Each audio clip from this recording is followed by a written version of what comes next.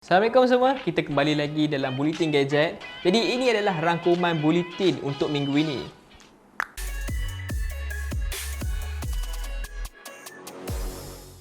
Disney Plus Hotstar akan tiba di Malaysia. Jadi macam korang tahu, Disney Plus Hotstar akan tiba di Malaysia pada 1 Jun 2021 ni. Dan Astro akan jadi sebagai pengedar rasmi dia lah. Dari segi harga, ia menawarkan langganan sebanyak RM54.90 untuk 3 bulan. Bermakna sekitar RM18.30 lah untuk sebulan tu. Tapi kalau korang nak berminat nak langgan Movie Pack Astro pula, korang hanya perlu tambah RM5 lagi sebulan. Jadi dengan Disney Plus Hotstar ni, Astro akan menawarkan 800 movie dan 18,000 kandungan asli daripada Disney.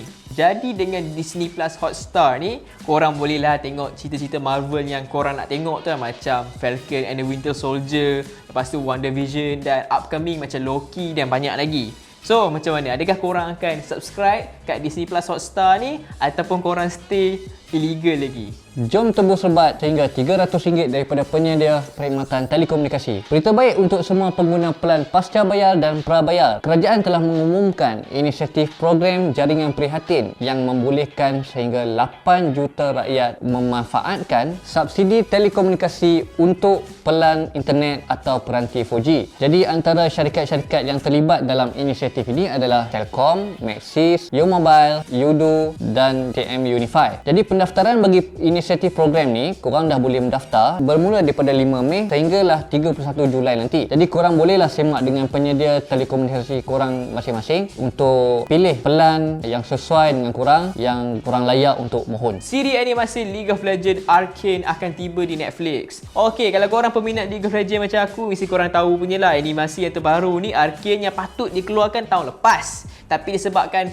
pandemik COVID-19, dia orang terpaksalah tunda ke tahun ni.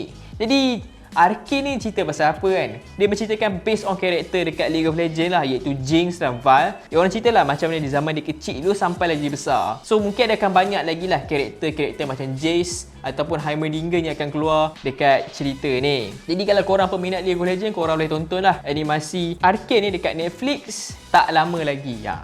Android bocor lagi. Baru-baru ini, penyelidik daripada App Sensors telah mendedahkan bahawa mereka menemui kecacatan di dalam Android yang menyebabkan data-data pengguna Android boleh diakses oleh aplikasi pihak ketiga. Walaupun dikatakan tidak semua aplikasi pihak ketiga mengakses data peribadi pengguna daripada data log peranti Android, tetapi penyelidik mendapati Google ada membenarkan sebahagian aplikasi pihak ketiga, khususnya yang melibatkan penghilang perkakasan, penyedia rangkaian dan juga rakan kerjasama strategik mereka untuk mengakses data log dalam peranti Android. Penyelidik App Sensors telah dianugerahkan sebanyak 198,600 daripada Jabatan Keselamatan Negara AS. Xiaomi dinobatkan jenama telefon pintar nombor 1 di Malaysia. Jadi macam korang tahu, Xiaomi nama yang paling popular kat Malaysia ni. Cakap Xiaomi, orang ingat Poco, Redmi semua lah kan. Jadi tahun ni, pada awal suku tahun ni, Xiaomi dinobatkan jenama nombor 1 telefon pintar di Malaysia. Mantap kan? Menurut laman analisis Canalys, Xiaomi berjaya menewaskan 4 jenama telefon pintar iaitu Vivo, Samsung, Oppo dan Realme. Tapi menurut Canalys lagi, peningkatan jualan tahunan telefon pintar Xiaomi mencapai lebih daripada 300%, sekaligus membolehkan Xiaomi memegang tahta telefon pintar di Malaysia. Wow, padu oh. Kalau korang tengok sini kat demi table ni, annual growth untuk Xiaomi meningkat sehingga 319%. Memang wow. Kalau compare dengan yang telefon-telefon lain, ada 40%, 4%, 9%, 2%. Memang jauh gila dia punya gap tu. Tapi sebab apa Xiaomi meningkat secara mendadak kan pada awal tahun ni kan? Aku boleh buat konklusi lah, Redmi Note 10 lah antara punca yang menyebabkan jenama Xiaomi ni meningkat mendadak lah. Sebab Redmi Note 10 tu kan dia punya height tu tinggi dengan spek padu kan.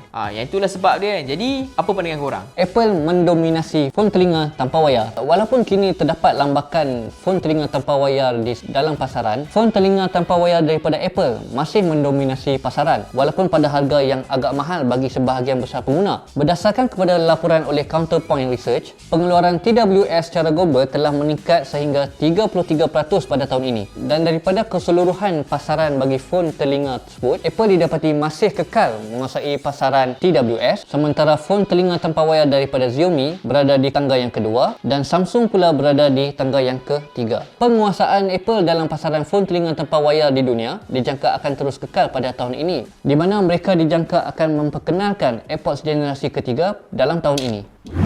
Okey korang, sebelum mengakhiri Bulletin Gadget untuk minggu ini, sempena Hari Raya yang bakal menjelang tiba pada minggu hadapan, di sini kami dari Wiser ingin mengucapkan Selamat Hari Raya Aidilfitri dan mohon maaf lahir dan batin. Tersusun rapi 10 jari, bunga melur si bunga melati. Ucapan dihantar berganti diri, mohon maaf setulus hati. So insyaAllah Bulletin Gadget akan bersambung selepas Hari Raya nanti. Jadi kita akan jumpa lagi pada masa akan datang. Assalamualaikum, bye, selamat Hari Raya.